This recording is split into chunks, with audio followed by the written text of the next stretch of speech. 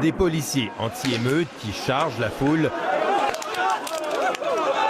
qui lancent des grenades lacrymogènes ou tirent des balles de caoutchouc sur les manifestants.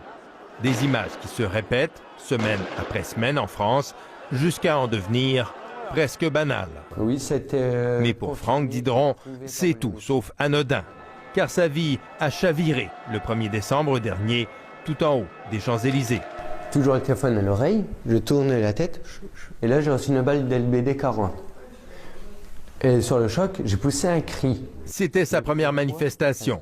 Il s'est retrouvé au milieu d'un nuage de gaz lacrymogène, encerclé par les policiers, puis touché en pleine tête par une balle de caoutchouc.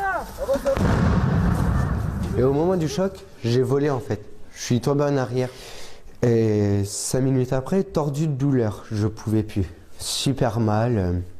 Le jeune homme de 20 ans a perdu son œil droit, a eu le crâne fracturé. À l'heure d'aujourd'hui, je peux plus me regarder dans un miroir. Pour moi, je suis défiguré, je suis plus la même personne. On sera pris, on sera augmenté. Antonio Barbetta, lui, a été blessé une semaine plus tôt. Le pied transpercé par un éclat de grenade. Il y a une grosse détonation, un gros flash de lumière, et donc suite à ça, effectivement, une grosse sensation de brûlure à mon pied, et effectivement, je ne pouvais plus poser mon pied. Des blessures devenues tellement nombreuses que ce journaliste indépendant a entrepris de les recenser, de les documenter et de les signaler systématiquement aux autorités. À ce jour, David Dufresne a enquêté sur plus de 360 cas de blessures graves, comme celle d'Antonio et de Franck, et il est révolté. Je considère que la France, pays des droits de l'homme, est en dessous de tout. C'est-à-dire que la France, la République française, se déshonore depuis plus de 2 mois, à transformer le maintien de l'ordre en répression.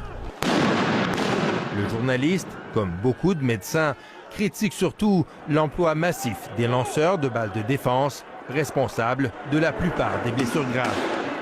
Avec 9200 tirs en 2 mois et demi, on voit bien qu'on est passé d'une arme de dernier recours pour s'extraire d'une situation difficile à une arme d'attaque.